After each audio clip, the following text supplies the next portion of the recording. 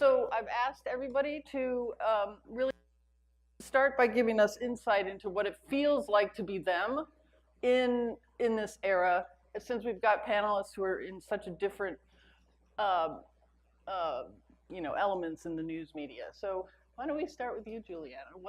What's it like to be out there covering the White House, politics, and interacting with people that might not like you? Yeah, I guess the idea of in some ways feeling your speech is very, I think it's close. I was thinking about different stories coming into today, and I'll just go back to the transition. And I did a story where I reported that the president-elect was seeking security clearances for his children, and then he tweeted that it was fake news, and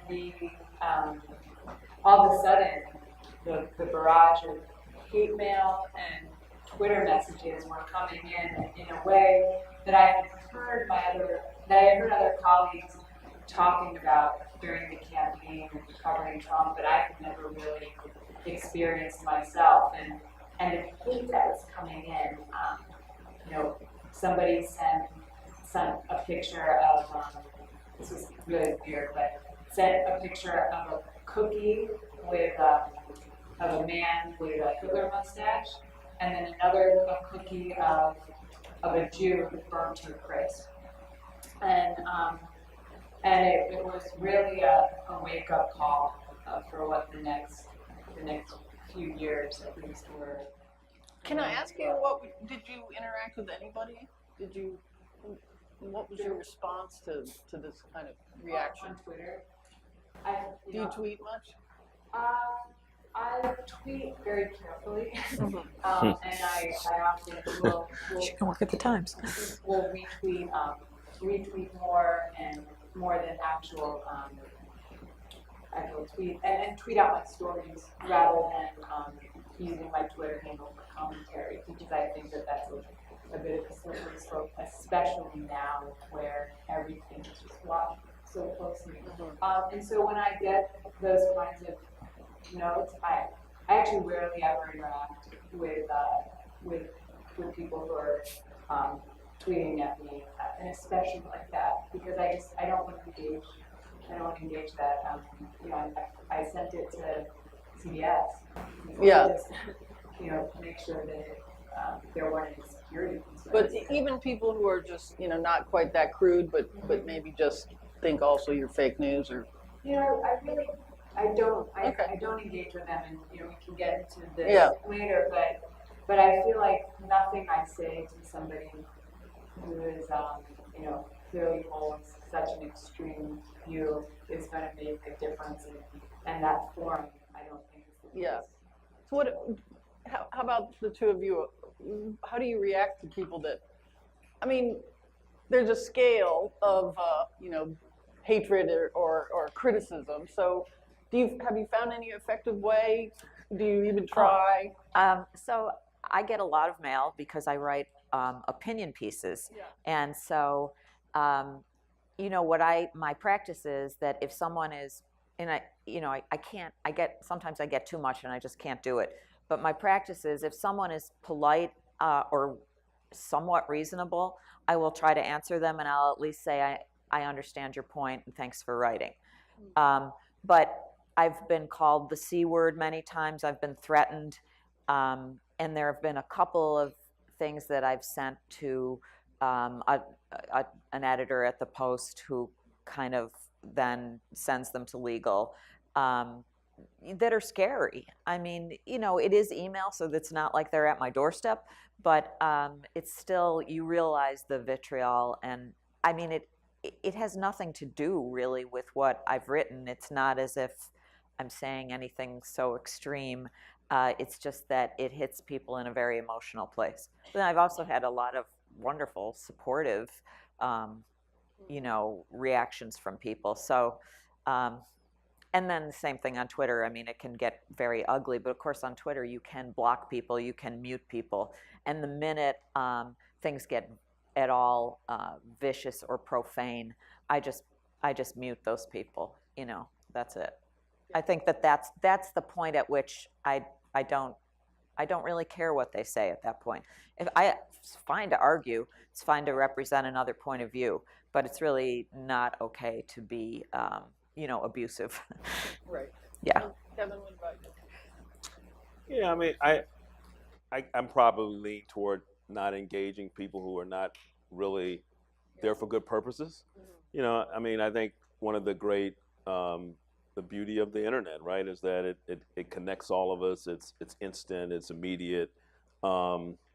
It's this, huge nation of its own out there, but it's, there's some people, who are just there to bait you, to see if they can rile you, to get you to, stumble, fall off a cliff.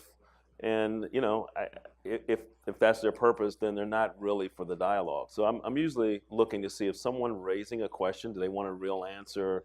Are they making a good point? And I think it is good. Social media is great for engagement on that because people can then jump in and that makes us all better. But let's just face it, there are a lot of Have your reporters trolls. taken the same view, or have some of them tried to engage? I think it's a struggle, right? I mean, we live in a time when the immediacy of social media is so gratifying to many people, and people who have grown up in the era, it's almost like an addiction for some. I mean, it's just an irresistible force in their lives, and for those people, they do feel that here's this giant, it's like being in a stadium and you have access to all of the fans, and people want to engage them.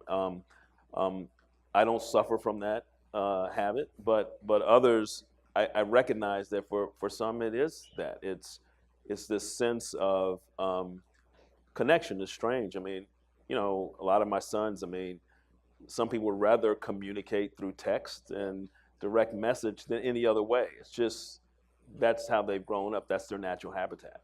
So if you look at the problem that we're talking about in a systemic way, which is our lack of trust, or the lack of trust in journalism writ large, and how, there is, again, a spectrum of that, people who are just never going to dialogue with us. But what about all the others that might actually, legitimately in their mind have thought about it and they just feel like we're not trustworthy? Is that something that you see that we should be trying to deal with in some way as individual outlets or people? Margaret? So I made a point this over the past couple of months of trying to talk to a lot of red state voters and a lot of voters in what some people would like to call flyover country. In fact, I get asked to go to exotic places and give talks sometimes, like I've been asked to go to Istanbul and Paris, but I've actually gone to Wisconsin, Pennsylvania, and Western New York. Yeah. So, and I for a piece that hasn't published yet, I interviewed 35 people on the sort of the subject that you're talking about. And it was interesting. I did not pick up on that horrible vitriol. And it was more either, well, I'm a little dissatisfied, but I do have a source that I trust, and it tends to be their local TV station, their local newspaper, or some people feel that way about NPR or something else, or it could be, it could be Breitbart. But people tend to feel, well, there's the media, which is bad, and then there's kind of my news source, which is pretty good and I like it.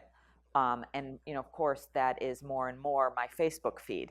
And so that represents a whole other issue, which is that things get filtered out by what you engage with in a mysterious process that none of us can understand, including Mark Zuckerberg, I'm convinced.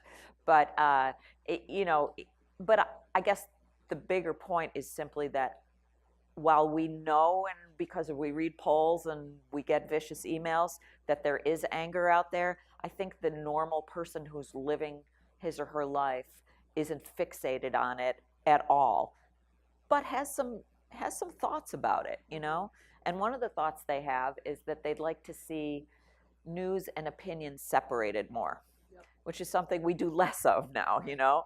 And I don't want to dominate, but I'll just mention one other thing.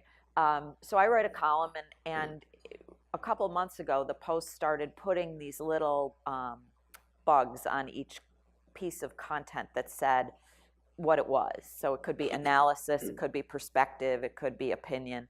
And mine say perspective, and if you hover over it, it says what this is. And I found that really made a difference, because people stopped saying to me, it's terrible that you have an opinion. I was like, yeah, I write a column, I'm supposed to have an opinion, and it says so right here, and people did kind of get that. So I think the more labeling we can do and the more transparency and clarity we can bring to it, the better off we are. Yeah.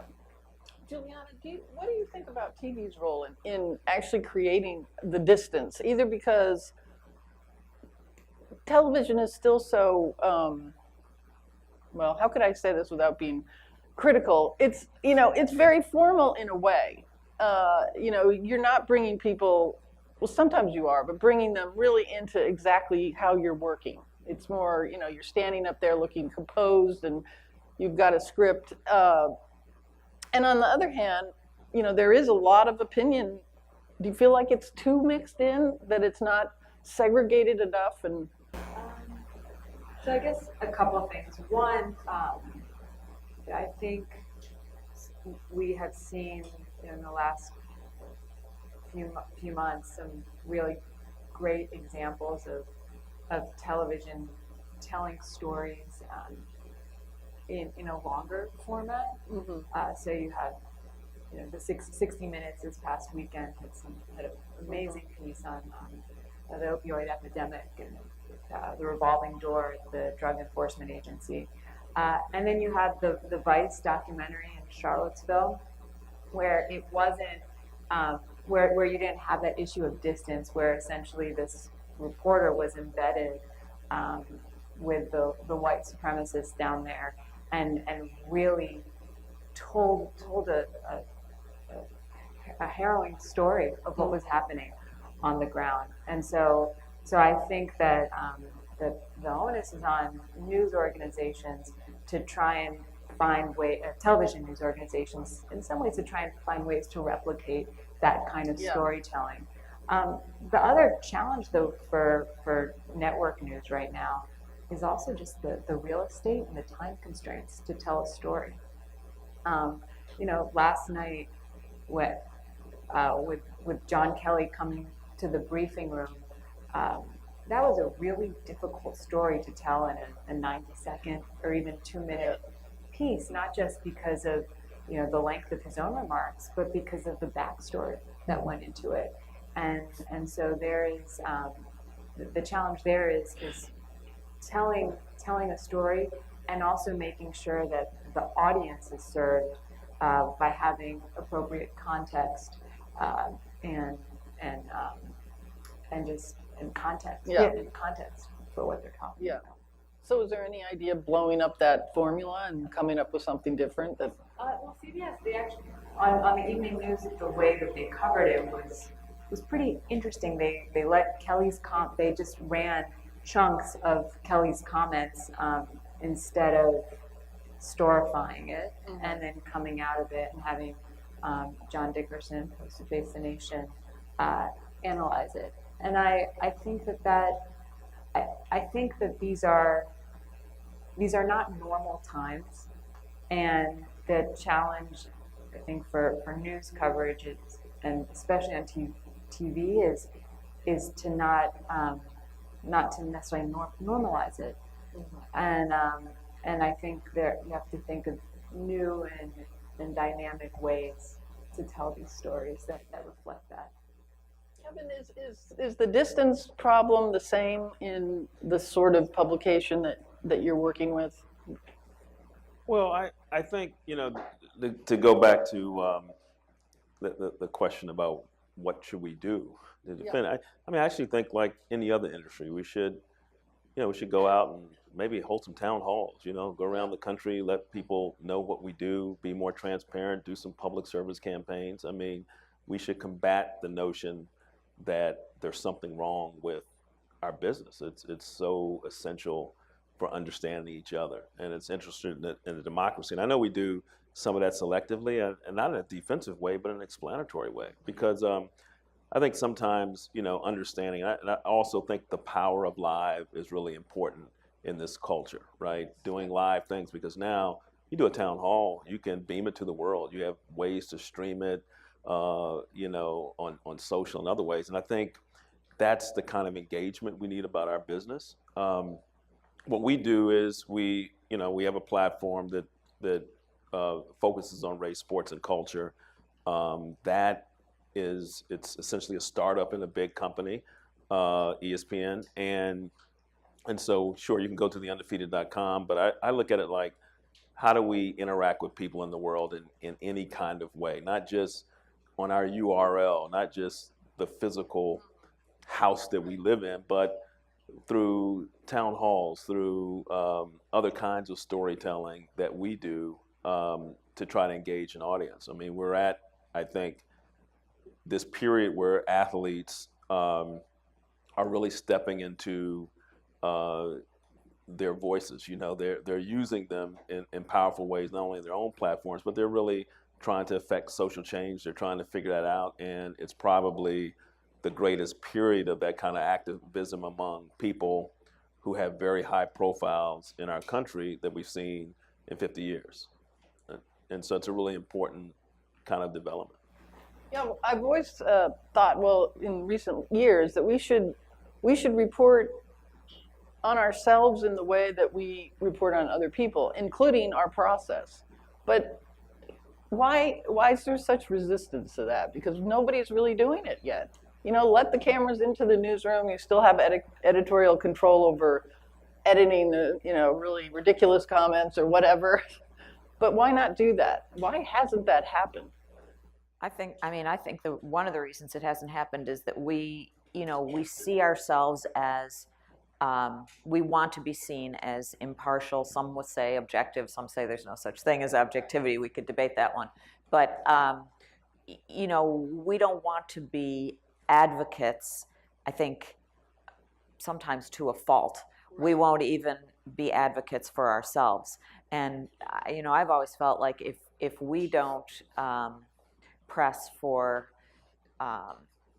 free speech and press rights, who do we think is going to do that? There's no other group that's going to step up and represent us. So I agree that it's a great thing to try to explain ourselves. I will say, though, that we're so polarized and divided now as a country that there certainly is a group of people that they're closed off to it.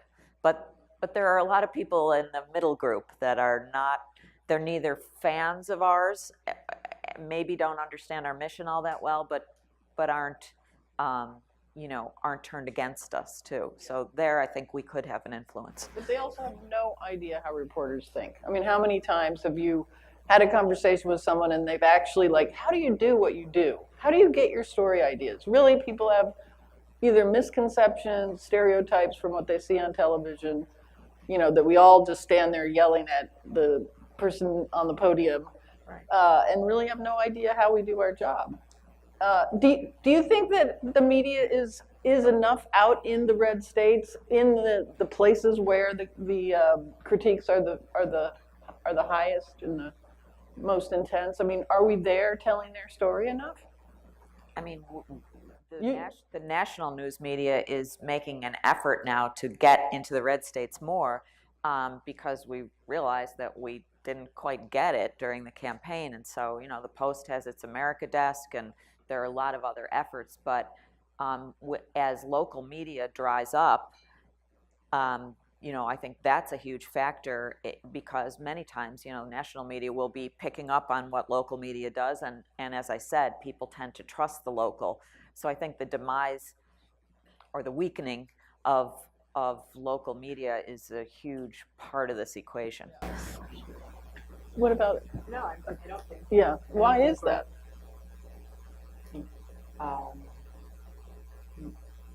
Money is a factor, probably manpower. The fact that the industry, most people are in Washington, New York, LA.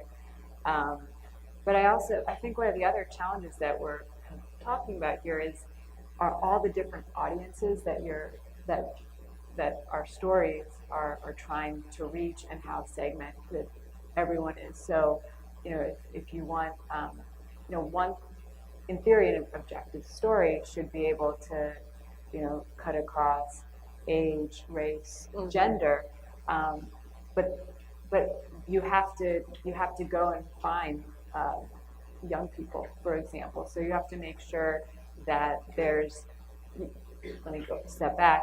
You can't only rely on a news story on the evening news. There has to be an effort for those stories to be broadcast on Facebook, on Twitter, across various social media platforms, on Snapchat, and we just can't rely on the way that news was disseminated in the past, or else everyone is just going to be reading and seeing what they want to see because they have their own tailored news feeds set up. And I think that the example of John Kelly in the briefing room yesterday really tells that, because so many different audiences were, based on the various stories, are able to read about what happened, and with different versions of reality. So some people people on the left read that he assailed a congresswoman, and that he didn't tell, in telling the story of the dedication of the I building, was wrong, or that he didn't, that there were that he criticized, that he said that sacred ground included Gold Star families, but didn't even look at the president's role in taking away that sacred ground. And then on the other side, you had Donald Trump Jr. tweeting in the middle of John Kelly's remarks. This puts it all into perspective, and how could anyone criticize the gut-wrenching and emotional story that he just told about his own son. And yet, I was in the room, and both sides are right in this story. It was gut-wrenching, it was raw, it was authentic, it was a moment that you rarely see in politics today, especially from the briefing room podium. And yet at the same time, there was an element to it that ignored reality when he said, are women no longer sacred ground, Gold Star families? And he alluded to Harvey Weinstein, but was clearly not alluding to the president's comments on an Access Hollywood team. And so finding stories that put all of that into perspective is really difficult. Yeah. I think that I know we're talking about journalism is under siege, and it is on one level, on another level, it's one of the most exciting times in American history for journalism. And I mean, journalism is expanding, and that makes us uncomfortable with some in the definition, but it's also, there's so many opportunities. There are opportunities for the students who go to Merrill College to have an impact, and not just in a small place, but the whole world can dial into it, and we have new storytelling techniques and new ways to reach audiences, and so that's really marvelous opportunity. It's that, and that goes to the red states, that goes to local places. You can create your own media, which is great.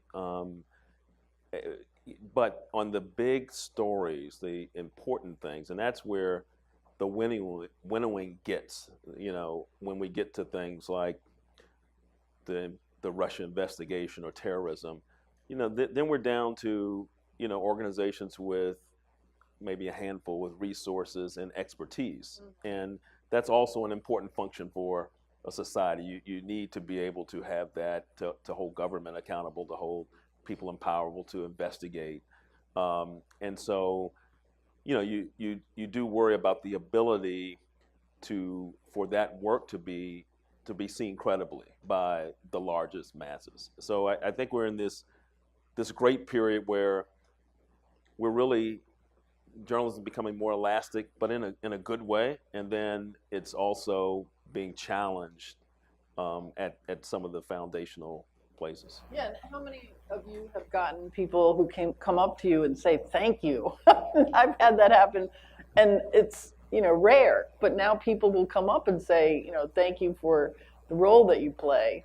So I think those that are behind us are really behind us more than they used to be. Don't take us for granted, and we should somehow capitalize on that too. I mean, I think we're seeing that in the way the Washington Post, the New York Times, ProPublica, their subscriptions or contributions have really spiked because people recognize that this is extremely important. So as Kevin says, there's a real upside to this, and there's a great response, I think, from the public, and there's the downside. And unfortunately, I mean, the thing that I find so difficult and distressing really is just how divided we are, and there doesn't seem to be a lot of listening, and there doesn't seem to be a lot of maybe I could change my mind about that if the right evidence came in front of me. It's just we're dug in, and that part bothers me a lot. So I've looked a lot at disinformation and how the Russian model for that, which is very well honed now, some of the Americans who've really taken that on. But at the end, the people who study this stuff really say the real problem is that you have a growing number of people who believe things that are factless, that have no fact base to them. So how do we deal, and this might not be a journalism question, but maybe we have a role in it, but how do we deal with that? And do you think that's even gotten enough attention? I mean, to me, it's in a way that's a news literacy question, and a really, really important one. And there is a lot going on the news literacy front. I mean, I think we have to teach kids, and actually it would be nice if we could teach adults too, how to differentiate between sources of news that are what I would call reality-based and those that really aren't. Or that take a fact. I mean, a great propaganda technique, right, is to have some pieces of it that are true, but lots that aren't. So I think that teaching kids how to look at sources of information, how to compare and contrast, how to see something that comes across, your phone, and say, well, where did that come from, and is that true? Do I want to share that? I mean, I know that I have, not often, but once or twice, fallen into the trap of sharing something that's not valid. And, I think I'm probably certainly more aware of that than most people are. So there's a lot of education that needs to be done. And can journalism play a role in that? I think so, but I don't think we've figured it out yet. I think, the growth of the fact checker industry, Yes. brand, small. I know we have the fact checker at the Post, Capital, but I think that's a really good development. There continues to be teams and units and a model that continues to be enhanced, and I think that doesn't solve everything, but it is at least a way of taking some statements out there that they're widely held and dissecting them and bringing in the objective evidence to support truth or fact or non-truth. I also think that it is trust in news organizations is so important right now, and so it is all the more crucial for journalists reporting day to day that there's just very little room for error. And when you go, and I have found that in reporting stories where I know there will be pushback from administration officials that every word that I use is, I second guess every word, every sentence, just to make sure that it can't be, that no fault can be found with it, that it is that is 100% factual, because they will, I have been recently with a story, a flat called me and was yelling expletives, saying that it was fake news and liberal media, and then he was sending me other coverage of the story with a YouTube, a link to a YouTube story, which he didn't say this, but it was a Fox News story with, where it was just word for word what he had said in his answer to me, and I had to go back to him and then say, it is not fake news because of X, Y, and Z, and that was kind of the end of it. Could we open it up for questions now? I think we have a mic right here in the middle, and just come on up with any range of questions. And while anybody's doing it, can I ask Kevin a question about as President Trump called it, the knees? During one of his long rambles about the protests, he called it at one point the knees, which I really thought was interesting. But what does that feel like at your publication to be, that is the middle of what you do in a lot of ways, culture and sports. So how does it feel inside of your publication during this, and what's been the reaction to the coverage of that?